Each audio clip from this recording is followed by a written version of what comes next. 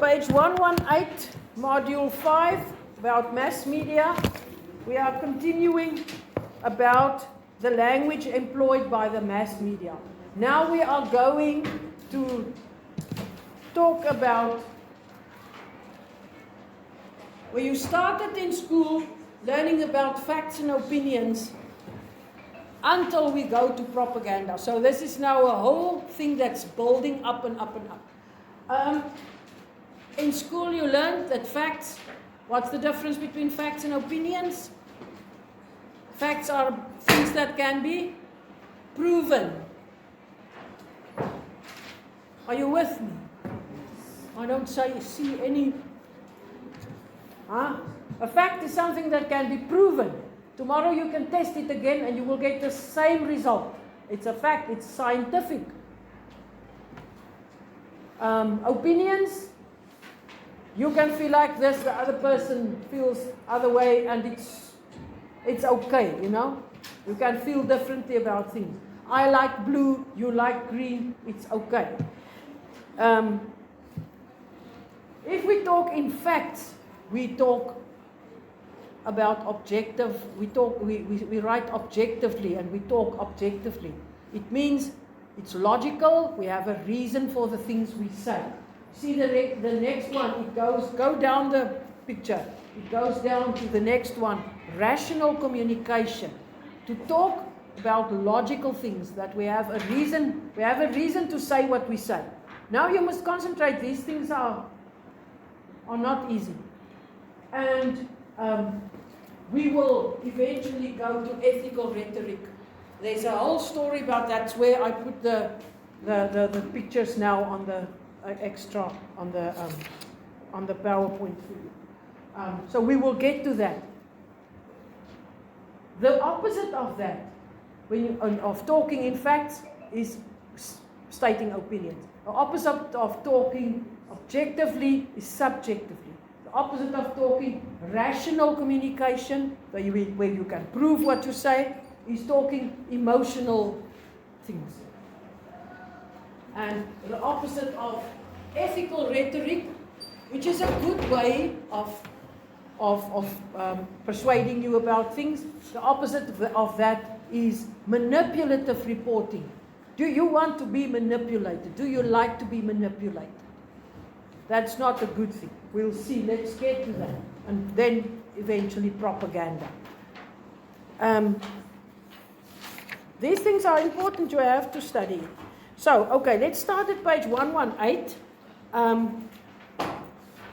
First they talk about the choice of language. Language is chosen. The language that they will use is chosen according to the target that they want to hit.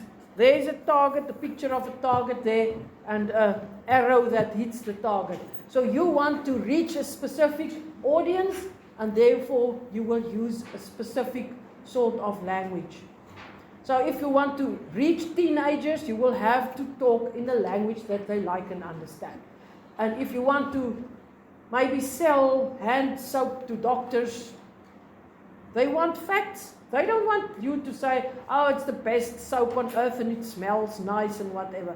They know how many times a doctor has to wash their hands a day. Every time when he saw one patient, he has to wash his hands before he works with another patient. If you have to wash your hands 50 times a day, your hands start to crack, and sometimes you're allergic to this soap or so. So say you want to sell hand soap to doctors. If you don't use scientific language, the doctor will not trust you. He wants to know the ingredients of the soap. What does it do to your skin? Does it kill all the germs? Because he needs to wash his hands properly when he finished with one patient before working with the other patient. So this is, if your target audience is doctors, you will use medical language, the scientific language. Or else he will not trust you and think you don't know what you are talking about. So this is the register. Let's look at the picture. Activity 5.5. On the right-hand side, you will see how registers work. This guy is complaining that his sunglasses had been stolen. He's talking to 3 different people in 3 different ways. And you can think. Let me read all three and you think. Is he now talking to his friend or to the police or to his friend's mother? Who is he telling the story to? Number one, he tells, I lost my new Zungle Panthers. I love those sunglasses. They cost me 1,000 rand at Edgar's just last month. The case has gone too. I'm dead sure that it was the waiter who took them. And the second one, the sunglasses are still new. They were expensive. I paid 1,000 rand for them at Edgar's recently. The frame is black and the lenses are a large square shape. They were in a black case. I suspect that they may have been stolen by the waiter. Who do you think he's talking to now? Okay, let's read the third one. My Zungle Panthers, you know, the one I paid Maningi Mula for last month. Well, they're gone. My stunning new sunglasses. And the case too. Shit, I swear it's that idiot of a waiter that zapped them. You think that's the way he would talk to the police? Or to his friend's mother? Also no. So who is he talking to the last time? To his friend. Which one is where he talks to the police? The second one. He gives a good description, exactly how everything looks. And he gives an idea, I suspect, that maybe the waiter took them. But he doesn't, he can't say to the police, I'm sure that he did it, or it is him. So, yeah, he must say he suspects. And then the first one is, when he's talking to the friend's mother. So you see the three different ways he's giving all the same information. So that is called a register. He's talking in different registers. Okay. Then they talk here about the purpose of the message. It's usually either to inform you about something, to teach you, educate you, or to persuade you. Page 120, activity 5.7. I'm skipping a little bit because I have a lot to do. You can really go back and read all of that by yourself. Activity 5.7. Do you think it is objective or subjective language? If we say advice, financing and insuring your car. That was in Drum Magazine. These are articles that were in Drum Magazine. Do you think it was an objective or a subjective one? Advice, financing and insuring your car. Is it objective? Is it about facts or opinions? Always start there. Start with facts and opinions. Advice about financing and insuring your car. You're not sure? Can we read the next one and you compare them? Decor ideas for your dining room. Is it the scientific fact that the dining room will be beautiful if you put the furniture this way and you make it blue and that one green and you put the furniture that way? Or is it an opinion? Yeah, it's an opinion. You just like it like this, other person like it like that, and it's all okay. Let's go back to the first one then. Advice, financing and insuring your car. Is it a fact or an opinion? A fact. It's facts. And so it will be an objective and not a subjective. That's the answer that you actually must give. Okay, how to make and keep 1,000 friends? Is this based on facts or opinions? No, you think opinions, yeah. So it's a subjective article. The fourth one, food. Delicious vegetarian meals.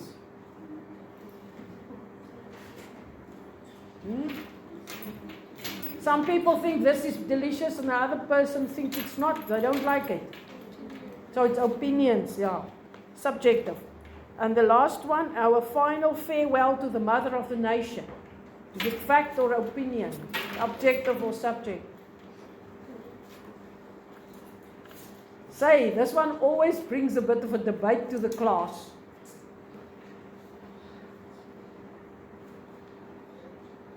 How do you think? Was she the mother of the nation? Who is she? Who are we talking about here?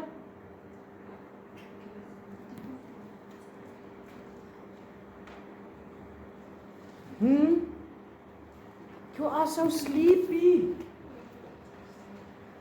Turn your cat so I can see you. Turn around so I can see you. Wake up. This is so important work, and I'm trying my best to get it into your heads. So work with me. It's for your own sake, eh? Not for mine. I'm like a machine. I give the same lesson 6 times over. But it's for your sake. You are here to study. Our final farewell to the mother of the nation. Should I just give the answer? And you don't debate with me? Who is it about? Miss Winnie Madikizela Mandela. Some people think she's the mother of the nation. Other people will not think like it. Is it a fact or an opinion? How do you say? Is she your mother? Did she give birth to you? No, that would be a fact. So further, it is an opinion. Because in politics, some people feel like this and other people feel like that. So it is subjective. It is an opinion. Right. Now we go to that.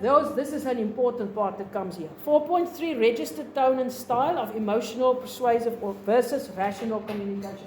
So, emotional, persuasive communication versus rational communication. Let's see what they say. This will be the things on the left-hand side, the rational communication. These things, we are going to read them now. That's on the board on the left-hand side. Rational communication is about facts and objectivity. You must be objective.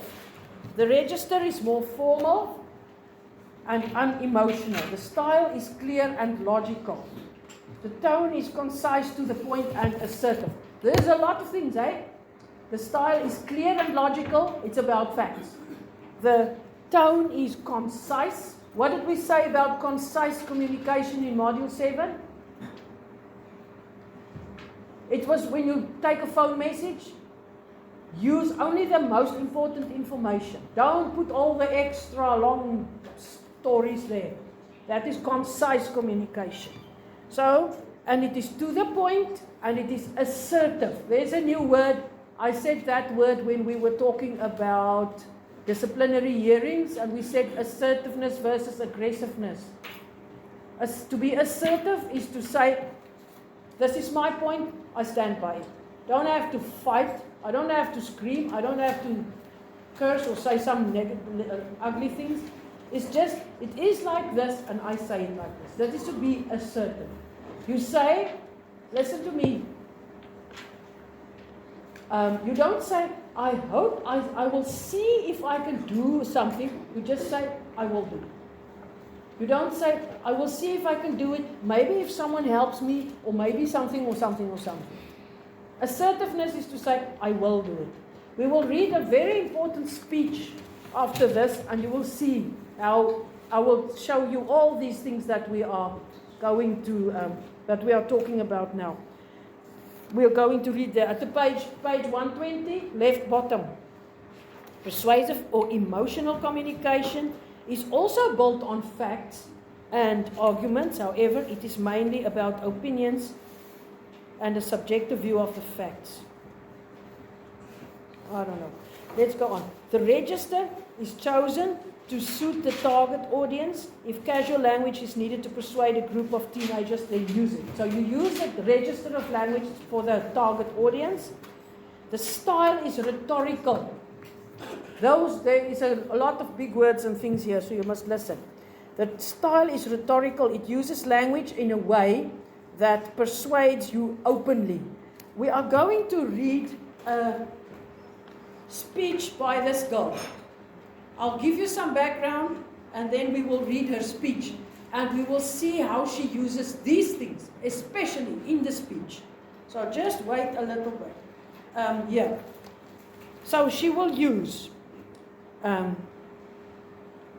she wants to persuade people, but it's in an ethical way. It means it's in the right way. To do it, some ethical things means to do it the right things. She might use well-known sayings and quotations from great people. You know, in a big speech, people like to say, Einstein said that, or Nelson Mandela said that, or Mother Teresa said that. Because it gives weight to what you are saying. It gives substance to what you are saying. And it's not wrong to do that. It's a good technique. All this rhetoric that we are talking about here is techniques of a good speech. She might use well-known sayings, repetition, saying the same thing over again, but maybe just changing one word to make it stronger and stronger. Rhetorical questions, asking a question that doesn't require an answer. You know, a rhetorical question, it's like, can a mother forget her child? Of course you know the answer. The answer is no. But the question is asked to make you think. Or maybe to make you feel guilty. Figurative comparisons. She compares something to something else. You know, comparisons and similes we were learning in school. Simile, you are as beautiful as a flower is a simile. And if you say you are a flower, it's a metaphor. These kind of comparisons. Then emotive words, emotional words that show how she feels emotional about it. Euphemisms, stating an unpleasant fact in a gentle way or a softer way. Instead of saying my father died, you say my father passed away. The tone is assertive and sometimes emotional. So she is assertive. We will see how she is assertive. Okay, let's go to the right-hand side. This top part I marked out here. It is important to read the whole thing right, just like it is. The fine line separating ethical rhetoric from manipulative reporting and propaganda. So now we are going to read the speech by this girl. It is ethical, but it is trying to persuade people. But it is not manipulative. You will see what all the characteristics of manipulative speeches are. And now, as we are now going into a period where there's a general election coming up, it's a good time to practice to see these things in speeches. So we can see this lot of things. Let's say the good type, and this is the bad type. Okay. See how you can recognize it, because it's for your own good. It makes you stronger, so that you can more understand better. If someone is trying to persuade you, or to manipulate you, or just to teach you, and maybe it's a good thing. You know, you must learn to discern these things for yourself. Yeah, if you want this, I'll also send you this on WhatsApp.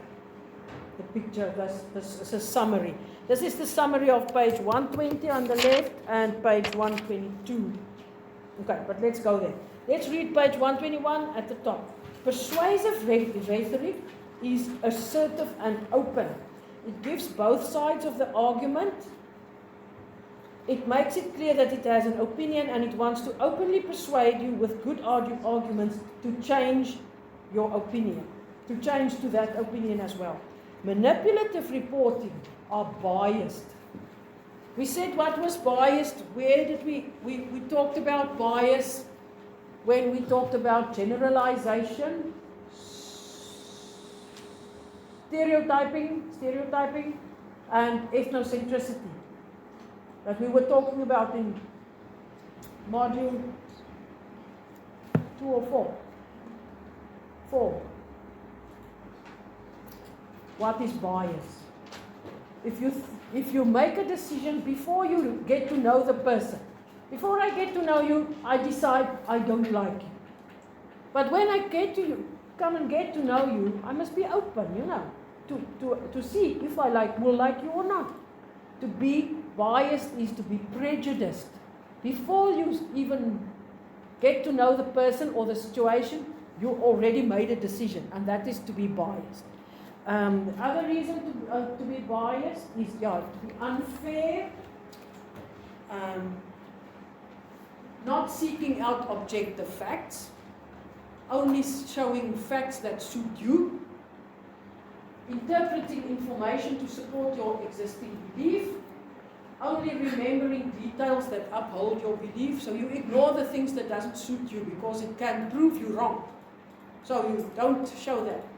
And ignoring information that challenges your belief. So these things are important. We are going to see it now in the manipulative, on the right-hand side, that bad side. You see those things there. So manipulative reporting and propaganda are biased. They have a certain view on matters and only see their point of view. They come with false arguments and vague claims. Vague. We'll see what vague means. Yeah. Vague means at the bottom of the page, they use words like, it is believed that, or unconfirmed reports say, or unidentified sources say. So we say it's vague because we don't know who said that. Is that true? Unidentified sources, we might say, don't they want to say who their names are? Are these only just rumors or gossip stories? Are they facts? Always ask, is it really facts? What are the facts? Okay, let's jump back to the top of the page. They come with false arguments and vague claims and try to fool you into believing something that is only half true or not true at all, or to bully you into accepting their point of view. Persuasive rhetoric is ethical, the one on the left-hand side. Ethical means doing it in the right way. The others are not. Because both use elements of persuasive language such as emotive words, we must learn to recognize the fine line distinguishing one from the other. Okay, let me tell you the story quickly about Malala. This lady here at activity 5.8. We will read her speech where she is trying to persuade people to her side, but doing it in an ethical way. What is the good way of using the techniques of making a good speech? Malala Yousafzai is a Pakistani activist for female education and human rights. She is the youngest person ever to win the Nobel Prize. A Nobel Prize. She won the one for peace. Okay, let me show you her background story. In some very strict Muslim countries, there are very, very strict rules, especially for women. Very, very strict. They cannot have an education, they cannot go to school, cannot drive a car, have to marry very young. She can't choose who she marries. Many times she's given to a man, she's 12, 13, 14 years old and given to a man of 40 or something. Then she has to go and live with her mother-in-law. The houses in the Middle East, it looks like it's never finished. All the buildings looks as if it's not finished, because when the son marries, they build another story on the top. And they go and live there, but every day she must go down to her mother-in-law's house and work for her. And you cannot walk in the street alone without a man with you. You can't even go with another woman. You must be accompanied by a man, or else you must stay at home. So your father or your brother or your husband may walk with you, or else you may not go out of your house.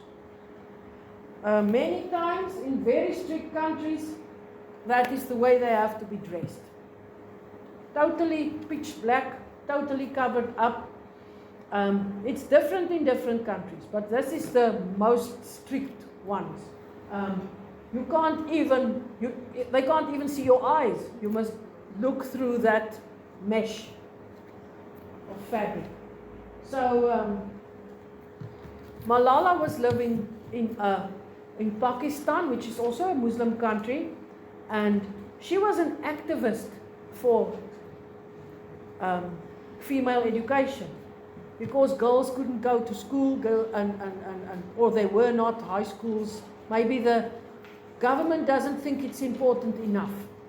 So all the Muslim countries are not exactly the same. Some of them are much more open and others are totally strict. So they are different. So Pakistan,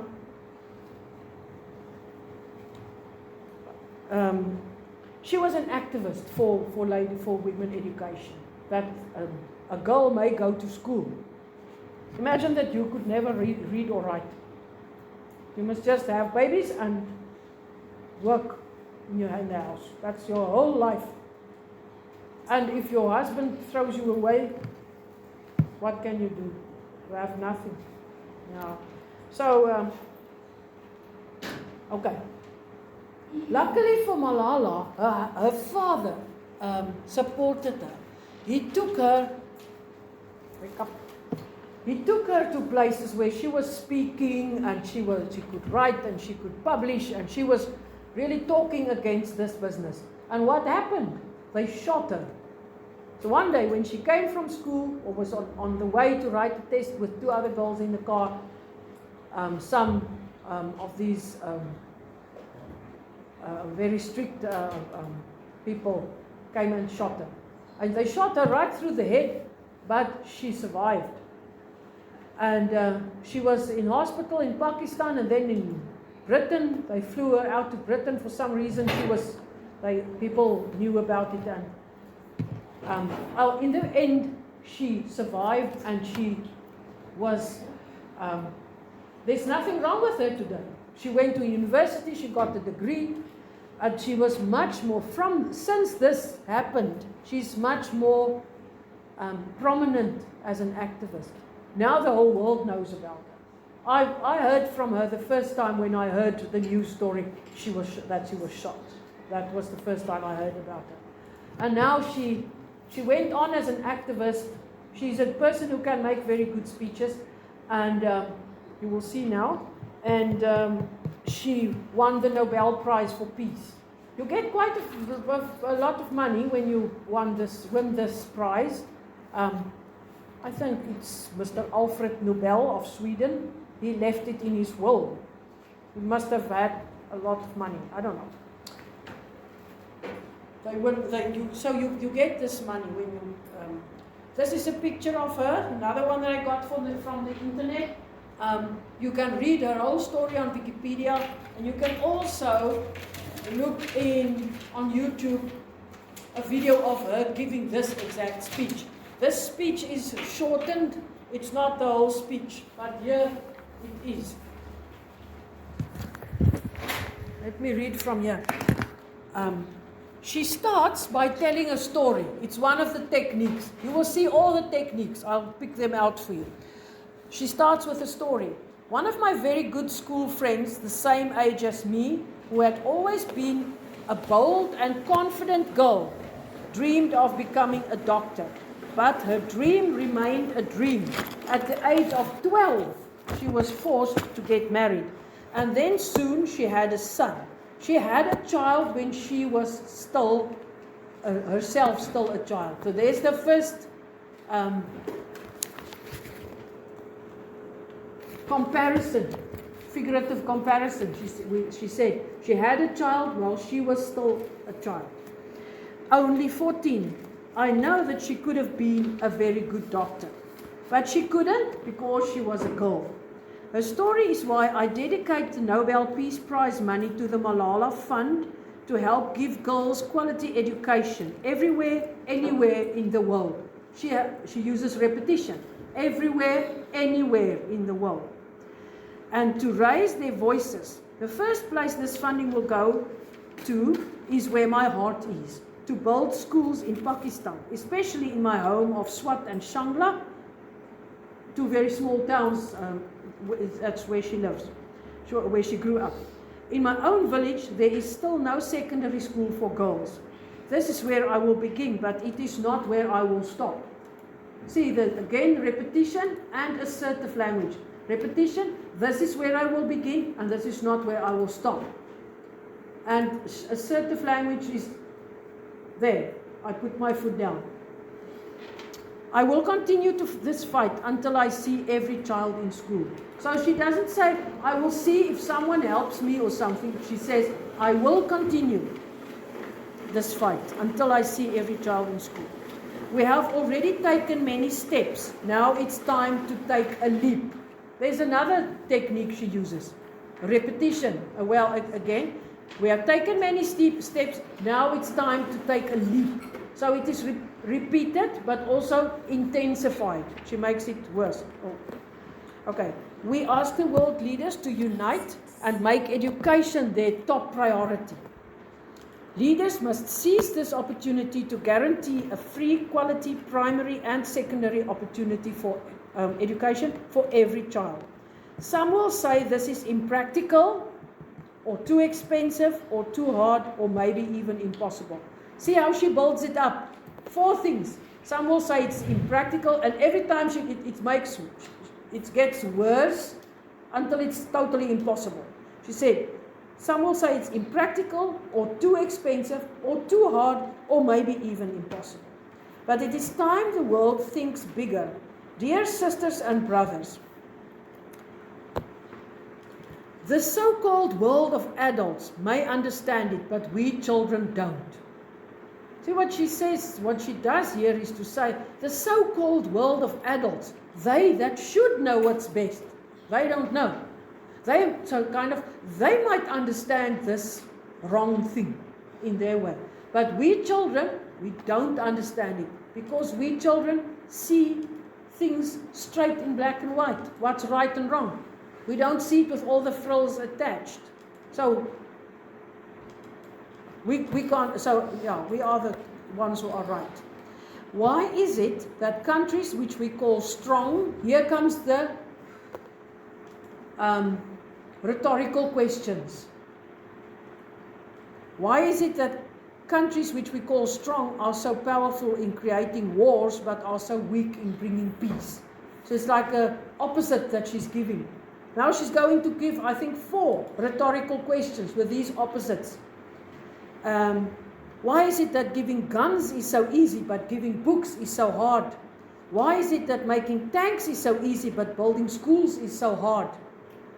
We are living in the modern age, and we believe that nothing is impossible. So she's very assertive. Nothing is impossible. It's a fantastic speech. We reached the moon 45 years ago, and maybe we will soon land on Mars. Then, in this 21st century, we must be able to give every child quality education. Dear sisters and brothers, dear fellow children, we must work, not wait. What did you learn in literature, in English, in school? Work, not wait. Work, work. Alliteration. Remember it. We must work, not wait. Not just the politicians and the world leaders. We all need to contribute. Me, you, we. It is our duty. Let us become the first generation that decides to be the last that sees empty classrooms, lost childhoods, and wasted potentials. Now she starts with let us, let us, let us. It's a few let uses that's going to come, but first she gives opposite again. Let us become the first generation that decides to be the last to see empty classrooms, lost childhoods, and wasted potentials. Let this be the last time that a girl or a boy spends their childhood in a factory, having to work in factories while they are still children. Let this be the last time that a girl is forced into early child marriage. Let this be the last time that we see a child out of school. Let this end with us. Let's begin this ending together, today, right here, right now. Let's begin this ending now. You see, that's a very persuasive speech. She wants to persuade people to her point of view. She wants to persuade people to help that children can be educated, and especially girls. So let's go back to that. What did she use? Well-known sayings. I haven't seen her using the saying of a well-known person, but she used a story. Repetitions, there were lots of repetitions. Rhetorical questions, there were a few. Figurative comparisons, she had a child while she was still a child. Emotive words, there's a lot. Euphemisms, the story, there's the story. And the assertive tone. Okay. Now let's go to the bad side. We're not going to read a speech, but let's read what the book says, all the techniques that they use. Wake up that man, please man. I know it's the last period, but please listen properly. Page 121, under the picture of Malala, manipulative reporting. Now we go to the right-hand side. Manipulative reporting is also known as selective reporting. They will only give you the information they think will suit their side, or else they will not give it. Or biased reporting. This refers to a process where a newspaper, website, radio, or TV station reports news in such a way that the audience perceives the information either negatively or positively. The mass media usually claim that they report objectively and without taking sides. However, this is not always the case. I said to you many times, newspapers especially, should be objective. But newspapers are not always objective. Because it's people, it's not machines there. A person has a viewpoint. And if you write in your newspaper, you will write it from your viewpoint. But you must try. And especially when say this is an ANC newspaper that's always read by ANC people. They will write certain things. They will write what their people want to hear and support their viewpoint. So that is why it is not objective. You get many newspapers for different groups.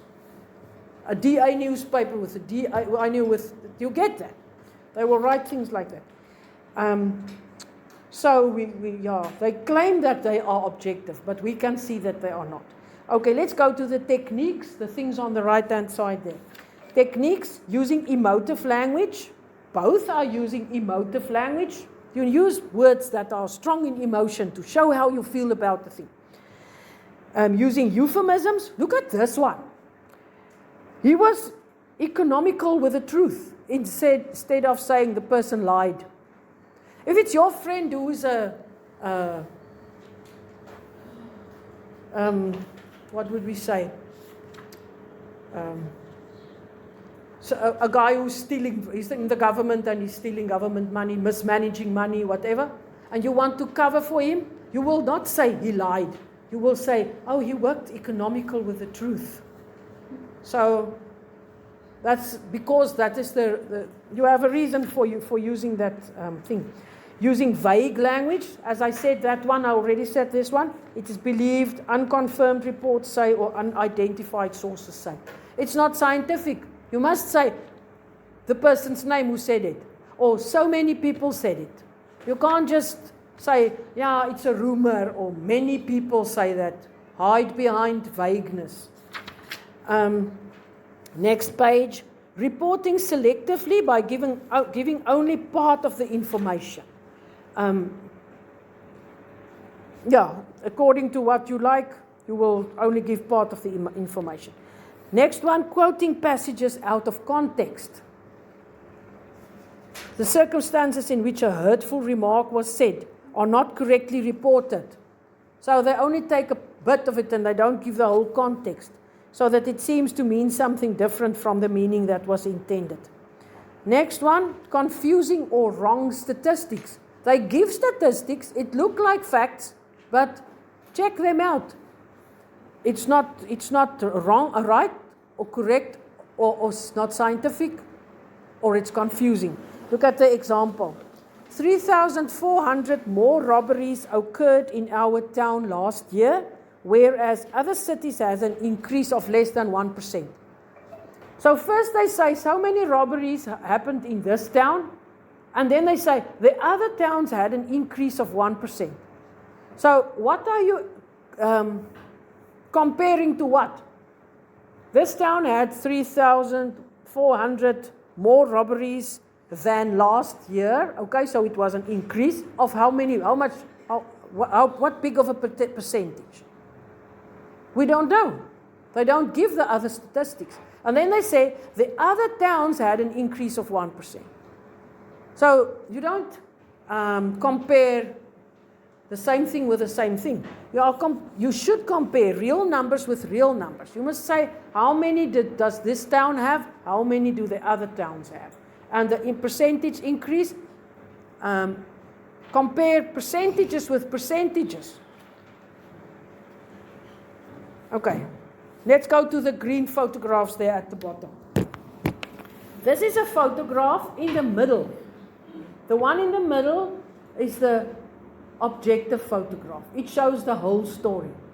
It is a war, and there is a person, he's a prisoner of war, and you can see that by the fact that they are having two types of uniforms on. The one, the guys in the back has the camouflage, and the prisoner has another plain green uniform.